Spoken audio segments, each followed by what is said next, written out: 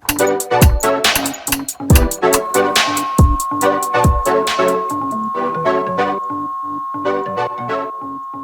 right, welcome everybody to today's Motivator podcast. I'm Emaley McCulloch, VP of Clinical Products at Motivity, and I'm also here with Brian Curley, our Chief Creative Officer. Go ahead, Brian, introduce yourself. Hey everyone, I'm Brian Curley, Chief Creative Officer at Motivity. Today we are joined by Armani Williams. If you haven't heard of him already, I'm surprised because we at Motivity had the opportunity and the privilege to sponsor Armani during his last race, which was in Texas. And I unfortunately tried to catch 3 different planes to get down there, but wasn't able to make it. But we all watched with anticipation on the live stream, and it was so much fun over the weekend to watch you race. So it's super great to have you here. And I guess let's just kick it off. Let's dive right into it. Like, tell us a little bit about how you got into racing in NASCAR. It's very interesting. Yeah, and first of all, I appreciate you both for having me on here. This is such a thrill. But I will say, I think it all just started at a very, very young age for me.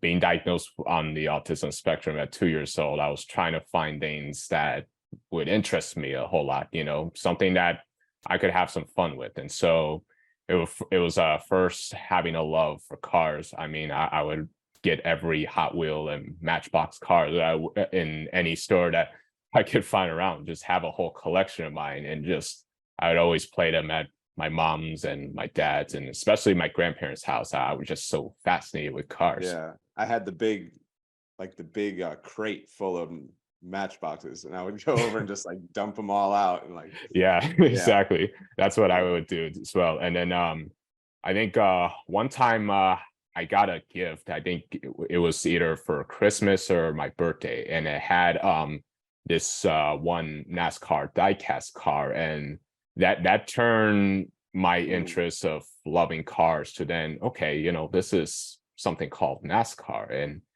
they would always play them on TV every weekend. So I'm like, you know what, I want to check this out. This sounds pretty cool. And the first race that I watched on television, I was immediately hooked right away.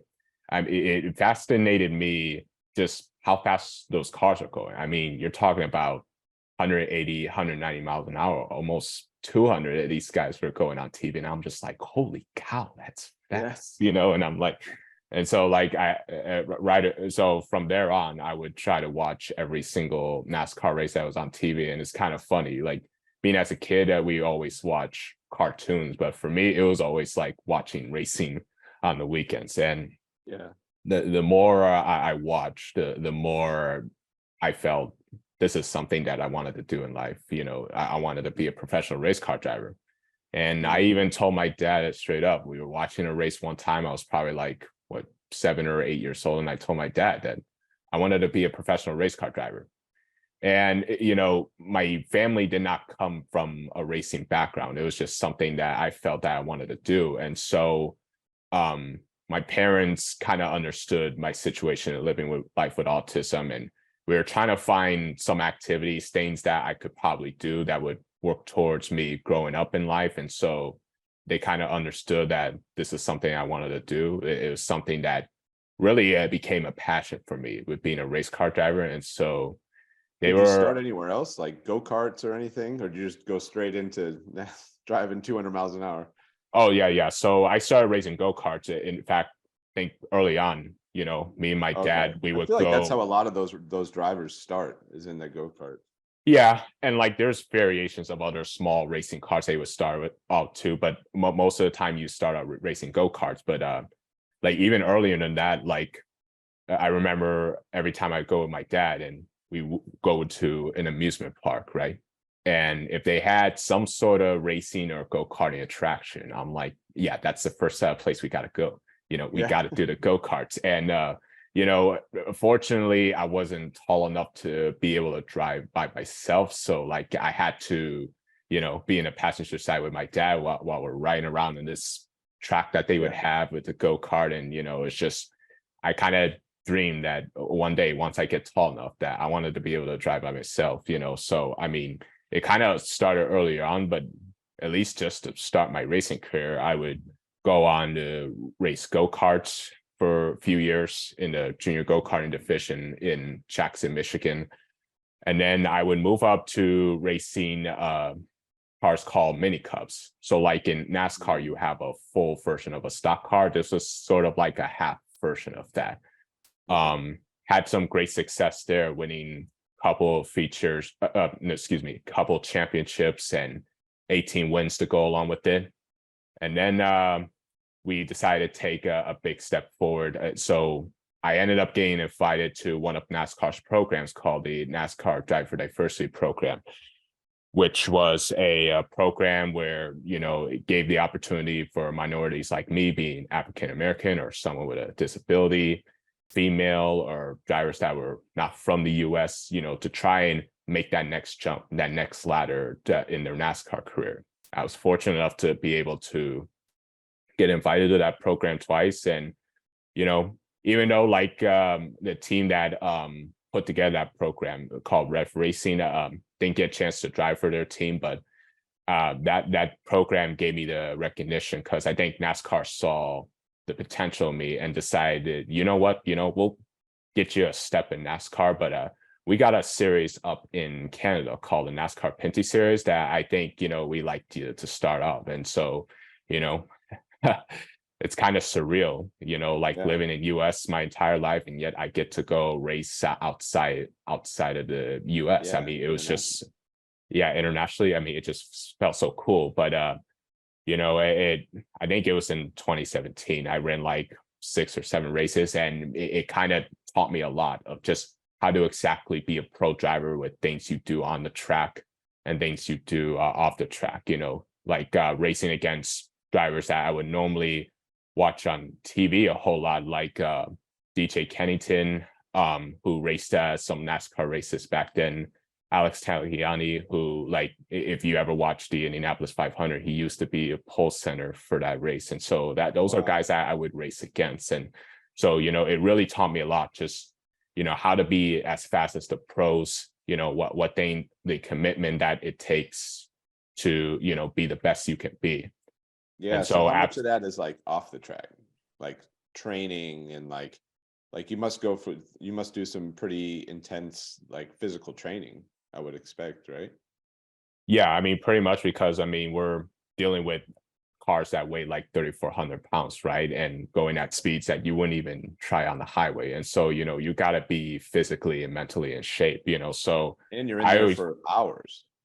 Yeah, absolutely. And I go to the gym a whole lot and just work on my upper body strength with the shoulders and arms, because like, that's the one I do the most work in, trying to steer the car left for every single lap, my lower body with the legs, because you're always working the pedals with the gas and the brake pedal and the clutch. And so, your core must be just like tight for 3 hours straight. That must be like, and then after the race, you probably will lose like maybe 8 to 10 pounds, so you have to make sure you're in the best possible shape as possible to be able to withstand those type of cars.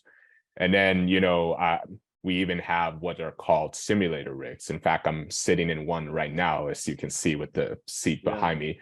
And iRacing has a really good program to where if you have a simulator rig, you can sign up for it and be able to practice on every real track and every real car there is around the world, just to try and sharpen up your racing skills and, find ways to learn, because you're always learning something every day. And so I'm always on here for countless of days, countless of hours, whenever I have free time, just to help better myself as a driver. And so that's all the training that I had to go to.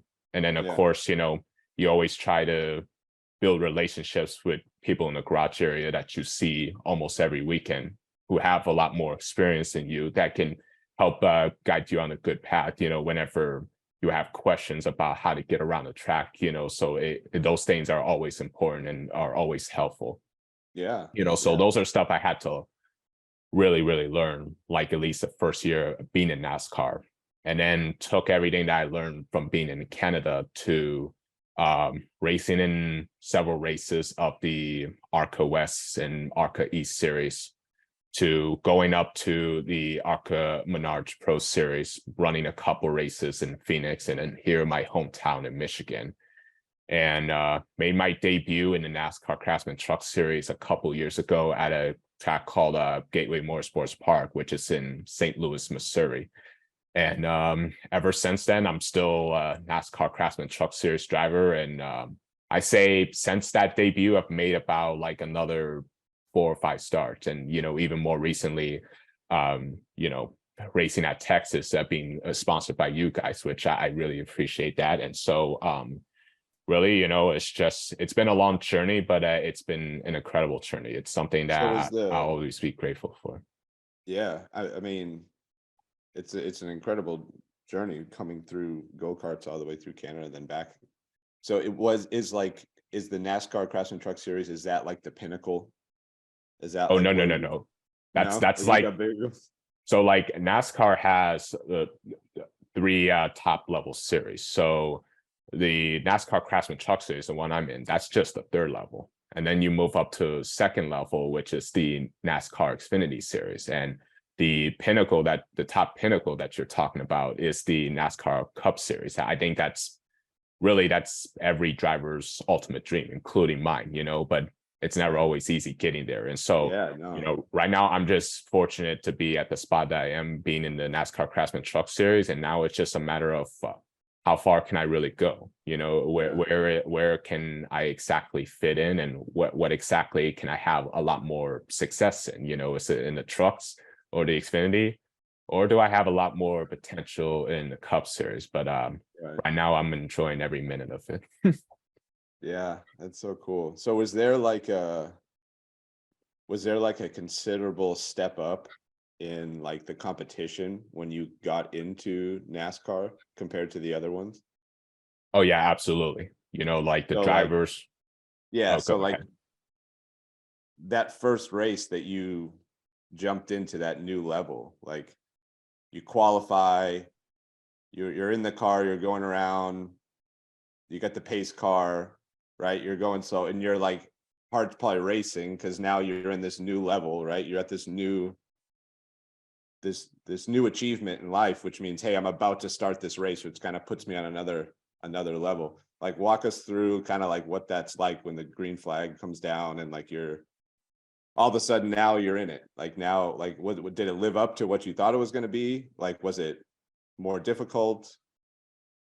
I would say, at least from the beginning, that it kind of all seemed surreal for me. I had butterflies in my stomach because I didn't know like how the NASCAR level would be. I've watched it millions of times, but like just being able to experience it when you're one of these guys in the race, you're a part of it. That I had no idea what it was going to be like, and I didn't know if I was ready for it or not. Like, so first NASCAR race I ran, this was up in Canada. It was a track at Delaware Speedway in Toronto. And I think like the main thing for me was just to try and get comfortable with the car that I was racing, because it was totally different than anything that I've driven before. And I think just get used to the competition, just learning at taking every piece of information I can, and just, each lap of the race that went by, just start to gain more speed, get more comfortable. And, like, I think for like the entire race, like I couldn't commit myself to being full throttle because I didn't know how fast the car was going to go, like one thing I didn't want to do was just crash it. I wanted to complete every single lap of that race that I can, because I could learn so much. And so I was just being more careful, maybe playing it a little too conservative that I want to, but like at the end of the day, I think we ended up finishing the race. I think we ended up finishing, like I ended up finishing at the end. I think we finished somewhere in the top 15 or somewhere around there. Like maybe it was 11th or 12th, like it was such a wild race. But, Wow. From there on, the next time I hopped back in a car, we did a test at a track in Canada, which is basically a short track. I forgot what it's called. And, I think mainly it was just to get more comfortable with the car, like really trying to be more aggressive with it than I was before, because like I think one thing goes like if you're not pushing the car as hard as you can, then you really have no idea what it's gonna do, and so sure. like I had to do that so that way I could figure out the limit of the car, figure out how much I can push it, how can I control this thing, and so eventually I was able to figure that out, and I was able to at least commit myself to full throttle racing as hard as I can, just to keep pushing so I can race against the competition, and so it was just all that was quite an experience, and I think a lot of that has helped me along the way today. Yeah, I mean, 100%, I could see that. So like, I guess, so I mean, I like talking about cars. I think that's clear. But I mean, so when you were growing up as a kid, what was your first car? Growing up as a kid, Yeah, at least did driving you? it on the road, or Yeah, yeah. yeah. So as a kid, I always dreamed of driving a Ford Mustang. It didn't matter what Ford Mustang it was. It just I wanted to just drive a Mustang, and so that Yeah, I was the ultimately, same way. I was the yeah, same way. Yeah. yeah, it's an awesome car, and so that ended up being my first ever car. Like as soon as I got my license, my Wow. parents helped find a way to get me a Mustang, but we actually leased it, so I was able to have it for a few years. I went to a Ford dealership down in Gratiot up here in Michigan, and just happened to try and drive a Mustang around for a little bit, and I kind of already knew immediately that that's the car I wanted to drive, and so thankfully I didn't have to wait too long to be able to drive one, but Yeah, had wow, you got your great dream times in car. my car. Yeah, definitely a dream car for sure. Had a His lot of first great car. Oh times. my gosh. My first car was like a piece of junk What pickup what truck. what kind of car was it? It's a pickup truck. It was a Nissan pickup truck. It was actually quite nice. For a first car, it was actually quite nice. And I got it for free because a family friend gave it to us. Oh no So way, that was that's actually Yeah. pretty good. But yeah. So you didn't have to pay for anything. no, I Nice. didn't have to pay for anything. That was really nice actually. Yeah. Well, I was wondering if I could jump in and ask a few questions or a couple questions about your experience being on the spectrum through this journey you're on. One of the things I was wondering, well, first I have a car question related to that. I've worked with so many individuals on the spectrum or that are really fascinated with cars, and then I see a lot of people with autism, especially when they're really young, like to look at wheels. It's almost kind of like something that is a very common characteristic of individuals on the spectrum, and even my son would just put a wheel up to his eye and like spin it and just watch the wheel turn. I was wondering, do you have I don't know if that's something you experienced, but what is fascinating about wheels and cars for individuals on the spectrum? I think like you're always fascinated of just how exactly a car works. Yeah, you like how things work, and the fact that cars, they can go very fast, and so like it really draws your attention and focus, and so I remember at least doing it as a kid, being on the autism spectrum. I would do that a little bit, just spin the wheels of the car, but for me, I think I was kind of more fascinated with just the look of the car, if anything, just seeing the style and, just, like, did it look very cool? Did it look like, muscle or anything, So I was always fascinated with that. And I would say, like, for me growing up with autism, like, I think a lot of people with autism, they're very laser-like focused on things that get their attention, things that catch their interest. So for me, it was no different, like, racing in cars is what really got my attention. And then at least going on through the journey of, being able to race cars, just, I always feel like every time I get into the car and I strap those belts, put the helmet on, put the steering wheel on, like I'm immediately in my comfort zone. I'm in my happy place. Like, there's no place I would rather be or be sitting right now than in a race car, and right now I'm just ultra focused on doing my job, doing what I need to do, and be able to accomplish what the goal's going to be. And, and later on, I realized there was a lot more things to being a race car driver than just driving a car. It's just, like I mentioned before, it's just building those relationships. Like I even have a team that works on the race car, that does pit stops for me with changing tires and the gas. And so I learned early on that communication is always key. And, that can be a struggle for people like us with autism. It's just a whole social interaction and communication with it. And so, like, at least early on, when like growing up, I was always shy. I wasn't always comfortable with my surroundings. I didn't know how to socialize with people. So I did get a lot of help with therapy, but like my parents were always very supportive of me in trying to help me in every step of the way, just learn how to communicate, learn how to socially react, just learning the basics, right? And just taking those basics and, try to apply them in real life, try to apply to my own so that I could figure out what my personality is, or like show my personality per se. And so, like a lot of that kind of helped early on. And I think it even helped with racing, to just be comfortable with building relationships, because they'll go a long way and you'll always remember them for as long as you live.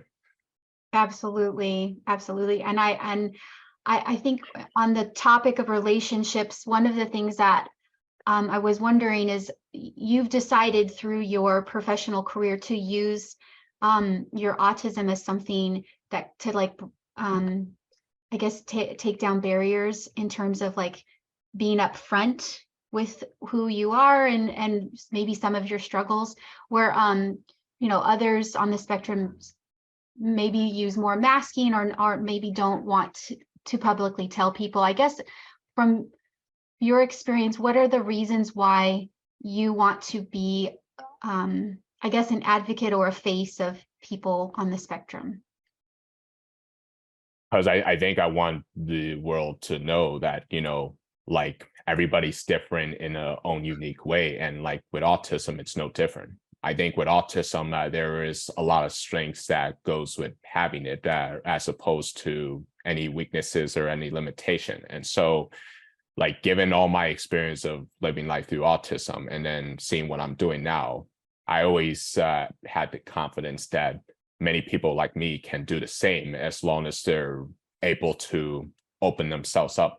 And yeah, look, sometimes it can be uncomfortable. I remember times I was always afraid to tell people I had autism because, like, I think it was more like people couldn't really understand what autism was, and like people thought it would be kind of a weird, quirky way. But no, I do believe that, autism I think like it continues to grow every year. There's more children that are diagnosed with it. And so I felt like it was important that now we need people to understand what exactly autism is and what exactly us people with autism live through every day, with some different behaviors, like, and, the way like we react, the way we communicate, and just help give some support. And so I think, having to try and use my racing platform to help build that awareness, build that inclusion for autism, can kind of help give hope and inspiration for millions of people who are like me,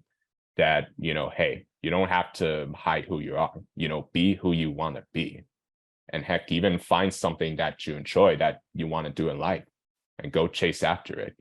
I was able to find my passion with racing and wanted to chase after it, and look at where it's got to me today. Millions of people like me can do the same, as long as they, work hard at it. They're comfortable in being open with themselves, and they have the right support group to help them along with their journey that they're about to take, and trying to help overcome the obstacles, overcome the barriers. So that way, they have an opportunity to be successful at something that they love to do and be able to contribute to society. That's an incredible, I mean, just incredible mission that you have with your professional life, but also just like your social responsibility.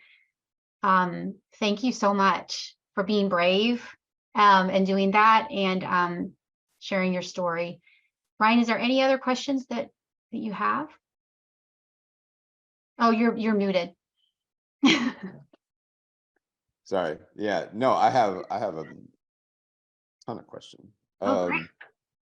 Yeah. So like, I mean, your level of confidence and just overall like self-awareness and everything is very, very mature for your age and all that. You're like, I know you said you had experience, you had some ABA therapy when you were younger. Can you kind of go over those experiences and what you remember and what it was like and like any little nuances? Yeah, I would say like all the ABA therapy and stuff that I had to go through.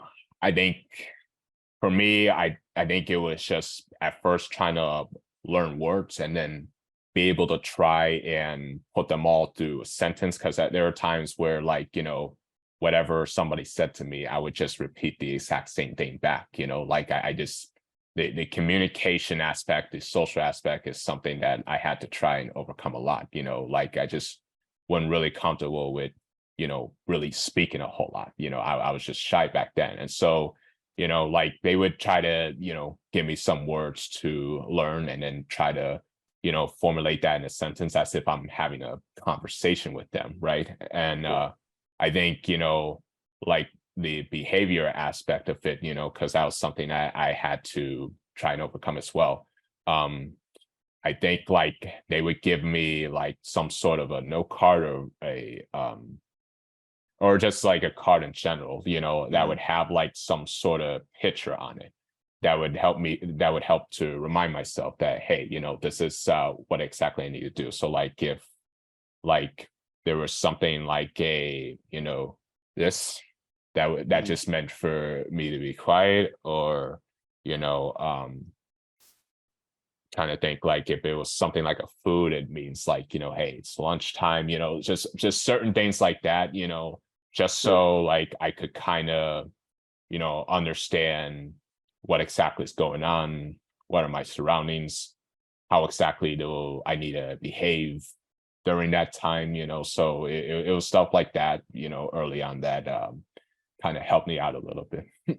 Yeah. So that, do you think that kind of like paved the way for you? Like, I mean, you clearly, I mean, have turned out amazing after that. So like, do you think that was kind of like a leading path for you? Yeah, I mean, because like, I didn't need a lot of help early on. And so that was just basically the start, and then like I mentioned before, my mom and my dad were very supportive of me. They understood my situation. So they wanted to be involved in that as much as possible and be able to help me in every way, shape, or form. And so, like they kind of helped me a little bit with stuff like that, and so, I think it was just a collection of everybody, just wanting to give a helping hand to me just to make sure that I'm able to overcome some of the obstacles that I was struggling with and be able to overcome them all. So that way I can be able to later on in life open myself up and be able to do what I want to do in life, find the type of person that I want to be and not have to worry about some of the limitations with autism in my mind, instead it's just like, okay, I've overcome everything that I've needed to overcome in life. I've battled through adversity. So, it's something that like, I know how to do in everyday life. And so a lot of that was a lot of help. Yeah. Yeah. And your parents are still very supportive, right? Your dad was at the race in Texas. Does he go to every race?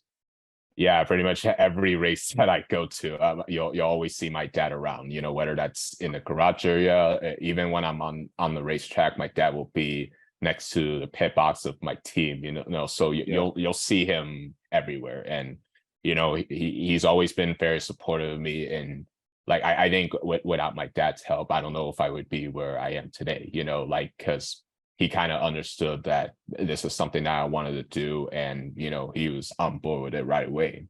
And it's done everything that he can do, all the sacrifices that he can possibly do to help me get where I want to be. And I couldn't be more thankful for that. And that's a great thing about it. When you have people that believe and care for you for what you're trying to accomplish, but they're able to, stand by your side and, do whatever it takes, like can't take that for granted. So I'm very, very thankful for that. Yeah. Yeah. That's amazing. Yeah, your parents are very inspiring that they were able to see this passion and really shape it, and provide the time and effort and resources to kind of put you on this path. I'm curious, are there any teachers or therapists or professionals that stand out to you as being really important on your journey? And you don't have to call them out or anything, but what about, if there are any, what about these professionals made them such an impact in your life? That's a very good question. Had a lot of teachers and professionals in my life. I think it was more of the fact that they kind of understood what exactly I was going through. Like I was not like everybody else in this world, right? And so, I think they were able to see that within me and be able to just kind of care for me, help me in any way, shape, or form if I had any struggles or if I needed a whole lot of help, and even to this day, those same teachers, I follow them on social media, whether that's on like Facebook in particular, just sending me message that, hey, I remember you as a kid and I'm proud of what you're able to accomplish. And, I think that means a whole lot to me because like it shows that, hey, they're always, with me all along in helping me be able to continue on in life with what I've had to go through. And so, it's just always great to just have a lot of caring people like that, and I was thankful to, have those type of people like teachers and professionals that, were always looking out for my best interests. Yeah, that's great. Yeah, it seems like your support system's amazing and it has been. So I think that's crucial, right? I mean, I think that's proven itself that having that thing is crucial. Well, I mean, obviously we talked about the Xfinity Cup and a couple other next steps. What else, like where do you want to be in, 5 or 10 years? Do you have any idea? Well, hopefully in those 5-10 years, continue racing, hopefully in those 5 to 10 years, like I'm able to work my way up to the top pinnacle of NASCAR racing, which is the NASCAR Cup Series. That'd be something I like to see myself doing in. But like, I think even in those 5 to 10 years, just to continue to be that role model that the millions of people with autism want me to be, and just being able to continue my story to help continue to give them hope and inspiration to just keep pushing forward, living life with autism, and being able to help them to be able to accomplish their dreams, work hard for their dreams of anything that they inspire to be. And so, that's kind of where I see myself in 5 to 10 years is that, by that time, hopefully I'm continuing racing, especially at the top, as well as, continue to be like that inspiration for millions of people who are like me. Yeah. Well, I think you're well on your way. I mean, Yes, absolutely. Yeah. Well, thank you so much for your time. This has been really great getting to learn about you and your story and sharing it with everyone. We appreciate your time immensely. So thank you very much for that. Yeah. Do you have anything else? Well, first, I like to appreciate you two for having me on. Like, this was a lot of fun. I guess what I would say is, because many people always ask me, like, what is your advice to, people with autism? And I know I've already said it already, but I think it's really important. It's just really is just to never let autism get in the way for what you're trying to accomplish. Don't ever think like having autism is something that is a weakness. Think about autism as a strength. Understand that you are different and unique in a very good way, and that you can be able to contribute to society like everyone else. And if you have a dream of something that you want to do in life, and it's something that you're very passionate about, then what are you waiting for? Go for it. Do whatever you can possibly do to accomplish your dream. Continue to work hard in school, continue to work at every single obstacle that it's probably going to take in whatever you want to chase after. And, make sure you have the right support crew around you, because everybody will be able to want to help you in every step of the way. And just continue to believe in yourself and always stay encouraged no matter what happens. And if you can do all those things, then I think dreams can become reality. They are possible. And so work hard at that dream of something that you want to do in life, and that dream will happen.